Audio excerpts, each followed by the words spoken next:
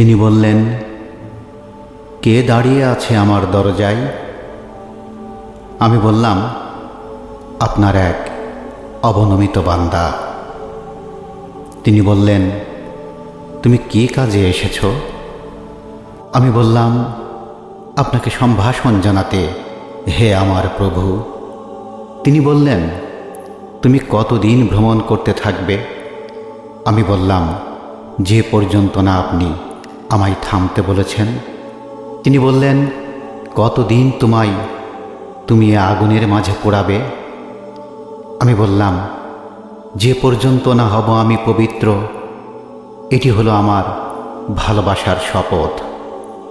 ভালোবাসার নিমিত্তে আমি করেছি বিসর্জন আমার পদ আর আমার যত সম্পদ।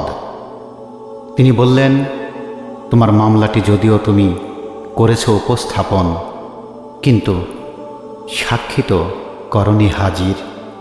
আমি বললাম, আমার চোখের অশ্রুই আমার সাক্ষী, আর আমার বিবর্ণ চেহারাটি আমার সাক্ষ্য। তিনি বললেন, তোমার সাক্ষীর কোনো বিশ্বাসযোগ্যতা নেই, আর তোমার অতি অশ্রু ভেজা চোখগুলো দেখতে অক্ষম। আমি বললাম, আপনার ন্যায় বিচারের দ্যুতিতে আমার চোখ দুটো পরিষ্কার এবং স্পষ্ট। তিনি বললেন, তোমার চাওয়াটি তাহলে কি? আমি বললাম, আপনায় আমি পেতে চাই আমার অবিচল বন্ধু হিসেবে। তিনি বললেন, আমা হতে তোমার কি প্রত্যাশা?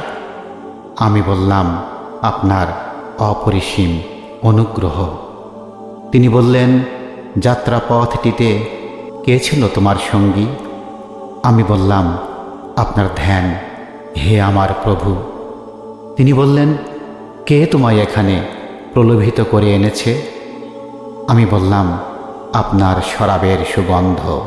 তিনি বললেন, কি বয়ে নিয়ে আসে তোমার মনে সবচাইতে পরিপূর্ণতা? আমি বললাম, প্রভুর সান্নিধ্য। তিনি বললেন, তুমি সেথায় কি খুঁজে বেড়াও? আমি বললাম, শত বিস্ময়কর বস্তু।